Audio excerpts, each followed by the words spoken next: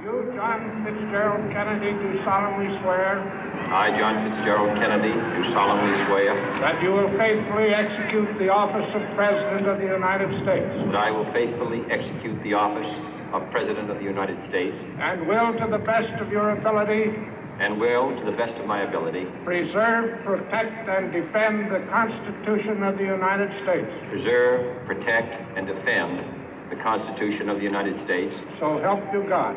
So help me God.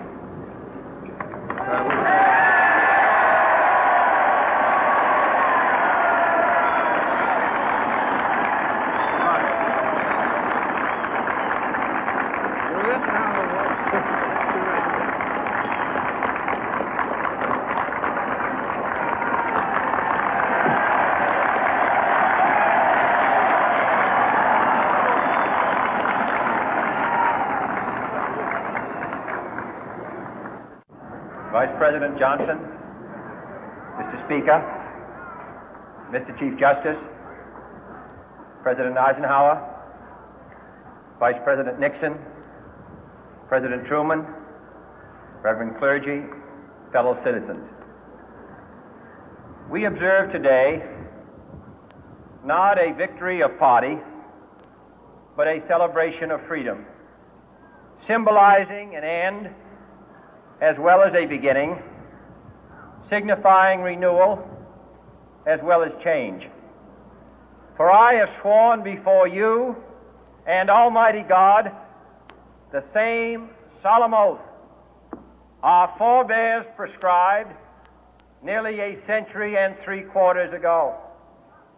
The world is very different now, for man holds in his mortal hands the power to abolish all forms of human poverty and all forms of human life. And yet the same revolutionary beliefs for which our forebears fought are still at issue around the globe. The belief that the rights of man come not from the generosity of the state, but from the hand of God. We dare not forget today that we are the heirs of that first revolution. Let the word go forth from this time and place to friend and foe alike that the torch has been passed to a new generation of Americans born in this century, tempered by war, disciplined by a hard and bitter peace, proud of our ancient heritage, and unwilling to witness or permit the slow undoing of those human rights to which this nation has always been committed and to which we are committed today at home and around the world.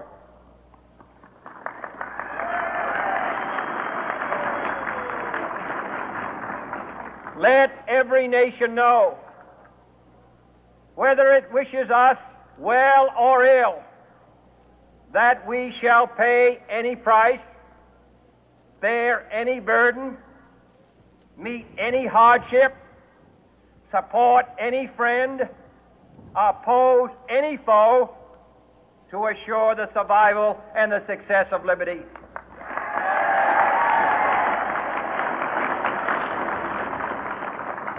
This much we pledge and more. To those old allies whose cultural and spiritual origins we share, we pledge the loyalty of faithful friends.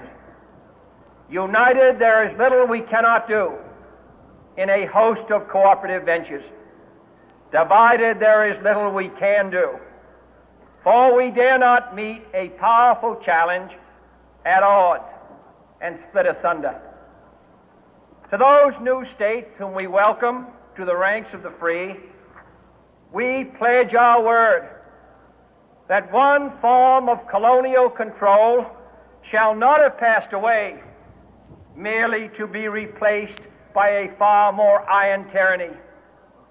We shall not always expect to find them supporting our view, but we shall always hope to find them strongly supporting their own freedom, and to remember that in the past, those who foolishly sought power by riding the back of the tiger ended up inside.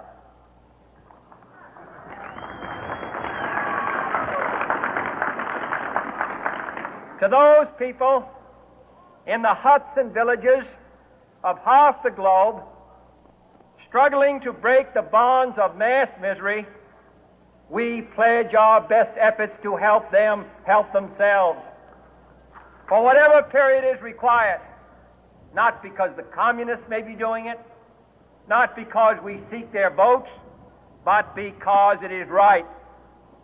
If a free society cannot help the many who are poor, it cannot save the few who are rich.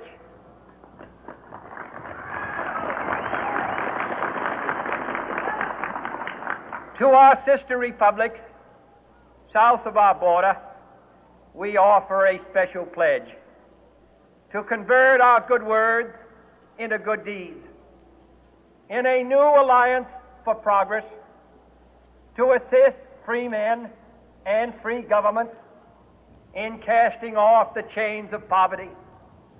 But this peaceful revolution of hope cannot become the prey of hostile powers.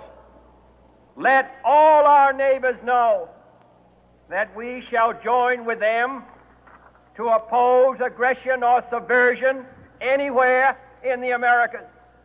And let every other power know that this hemisphere intends to remain the master of its own house.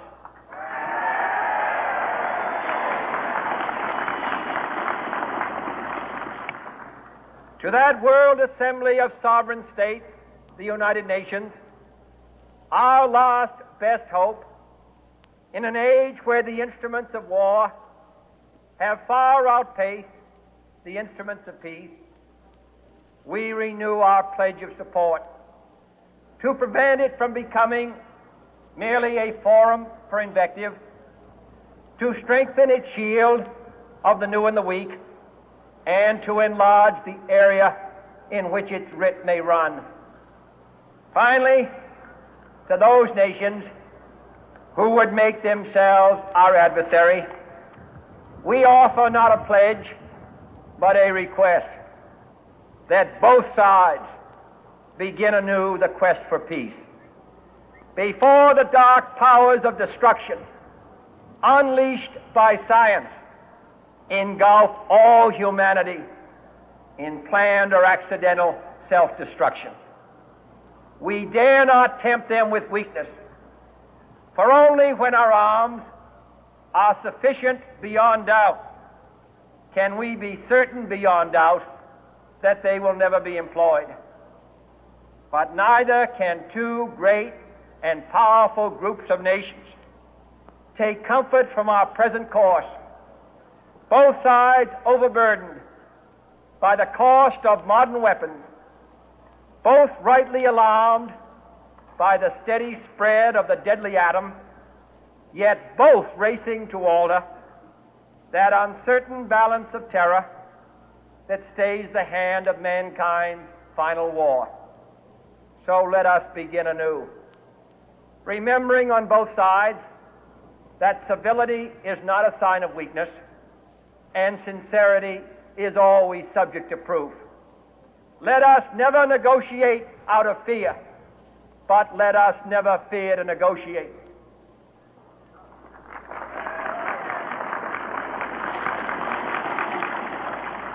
Let both sides explore what problems unite us, instead of belaboring those problems which divide us.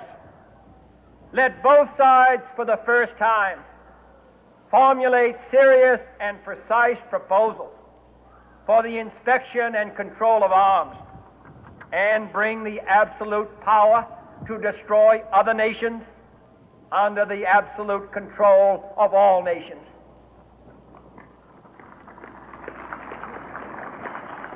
Let both sides seek to invoke the wonders of science instead of its terrors. Together, let us explore the stars, conquer the deserts, eradicate disease, tap the ocean depth, and encourage the arts and commerce.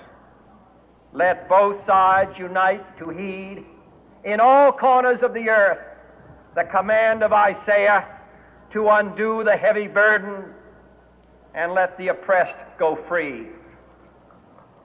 And if a beachhead of cooperation may push back the jungle of suspicion, let both sides join in creating a new endeavor, not a new balance of power, but a new world of law, where the strong are just and the weak secure and the peace preserved.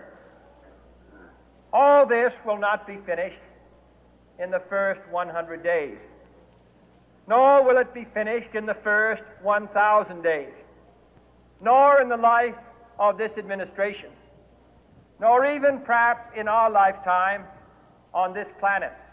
But let us begin.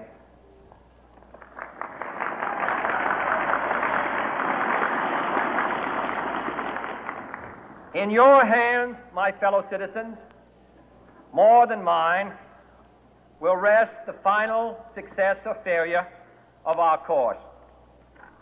Since this country was founded, each generation of Americans has been summoned to give testimony to its national loyalty. The graves of young Americans who answered the call to service surround the globe.